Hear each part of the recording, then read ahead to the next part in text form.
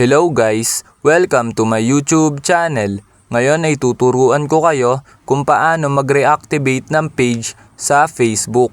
Una, i-click lang ang ating Facebook app.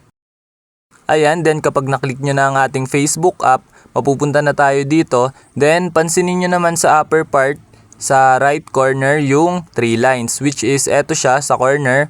Then kapag nakita nyo na, i-click nyo lang. Ayan, then kapag naklik nyo na, mapupunta na tayo dito sa menu.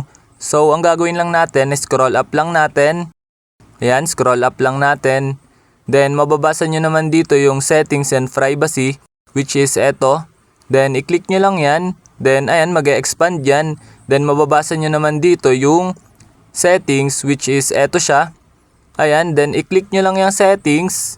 Then, kapag na-click nyo na, i-scroll up lang natin. Ayan, scroll up lang natin.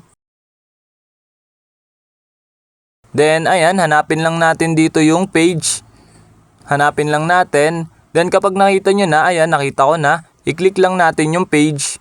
Ayan, eto siya. Sa baba siya ng stories. Then, kapag naklik nyo na yung page, ayan, mapupunta na tayo dito. Then, pansinin nyo naman yung nakasulat na view kapag nandito na kayo, which is eto siya. Eto yung view. Eto, then, i-click nyo lang yan. Then, kapag naklik nyo na, lalabas dito yung mga naka-deactivate na page nyo, lahat ng page na naka-deactivate. Ayan, makikita nyo. Then, pumili lang kayo ng gusto nyong i-reactivate na page. Ayan, halimbawa, ito yung pipiliin kong Stan Kitchen. Then, i-click nyo lang yung reactivate para ma-reactivate na yung inyong page. Then, magsiswitch siya papuntang page nyo na gustong i-reactivate. Then, ayan, kapag nag-switch na siya ng ganyan, ibig sabihin na reactivate nyo na ang inyong page dito sa Facebook, na ibalik na natin yung page.